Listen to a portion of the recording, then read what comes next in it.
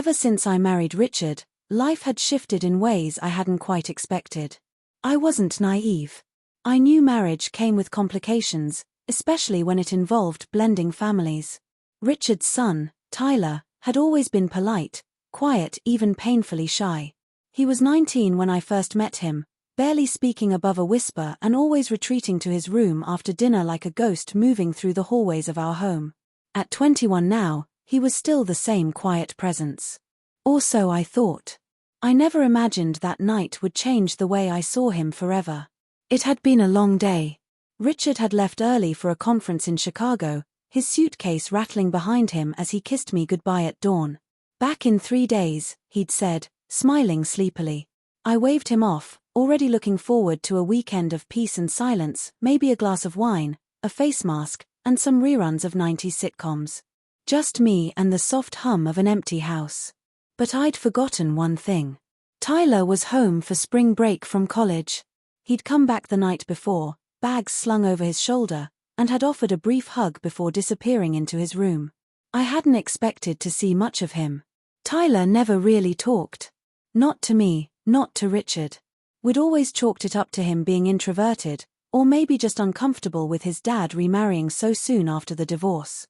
Still, he was respectful. Kind, in a quiet sort of way. That evening, I found myself curled up on the couch, my legs tucked under me, sipping on some Pinot Grigio. Rain pattered softly against the windows. I hadn't even realized how long I'd been watching TV when I heard the creak of footsteps on the stairs. I turned my head. It was Tyler. He hovered near the edge of the living room, barefoot, his hair a little tousled, wearing a faded college sweatshirt and jeans. I was surprised he'd come down at all.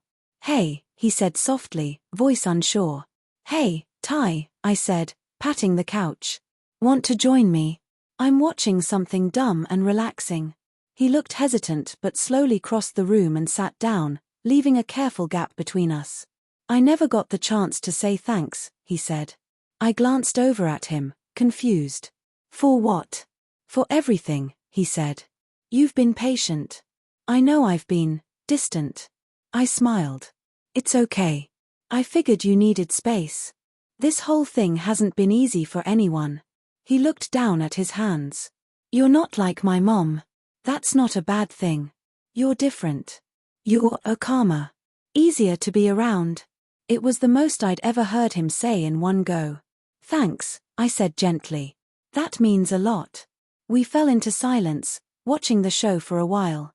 The room was dimly lit by the flicker of the TV, and I could feel the warmth of him nearby.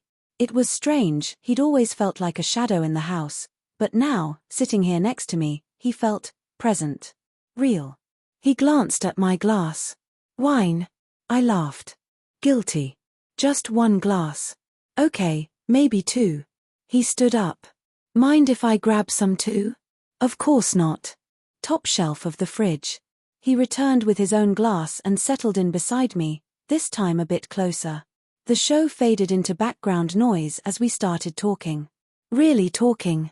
He told me about college, how lonely it felt sometimes, how competitive the classes were, how he didn't really fit in with the frat crowd.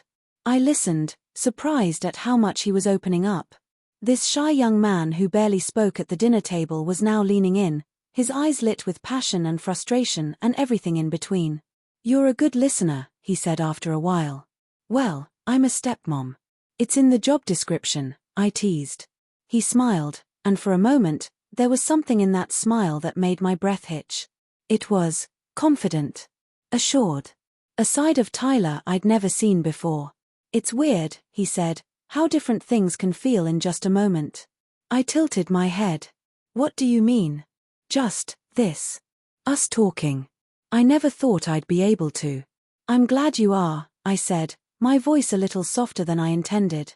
The wine was starting to warm my face, or maybe it was the way he was looking at me now, directly, no hesitation. Suddenly, the power flickered. Then died.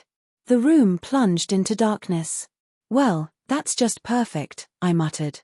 Tyler chuckled. "I'll grab some candles."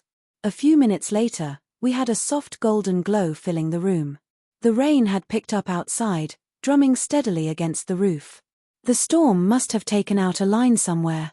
We sat in silence again, the air between us shifting. He moved a bit closer, his knee brushing mine. I felt it, noticed it, didn't move.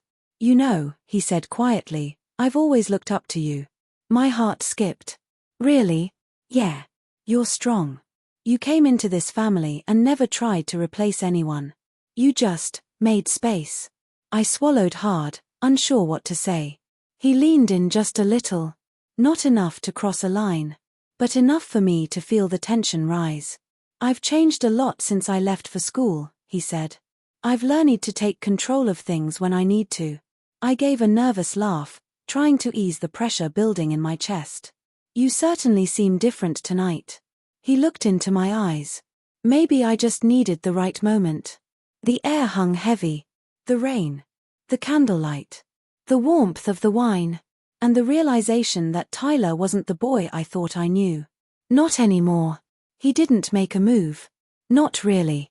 He just stayed there, close, confident, his presence pressing into mine without a word. It was I who stood up, needing space to think, to breathe. I should probably check the fuse box, I muttered, more to myself than to him. But Tyler followed me.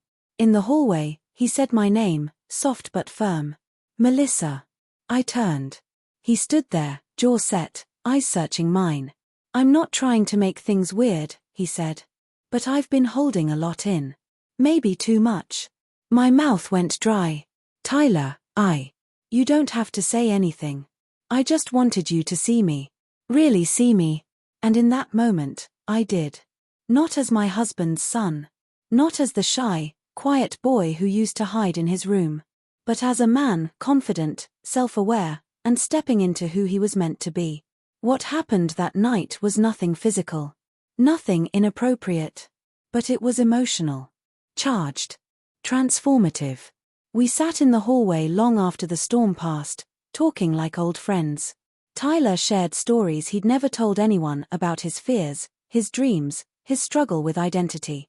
And I, in return, offered him honesty. The truth about my own loneliness. My doubts about this marriage. My fear of always playing a role instead of being seen as a person. By the time the lights flickered back on, something had changed between us. The next morning, he was back to being quiet, but no longer shy. When he looked at me, there was a knowing in his gaze. A mutual respect. He wasn't a boy anymore, and I would never see him the same way again.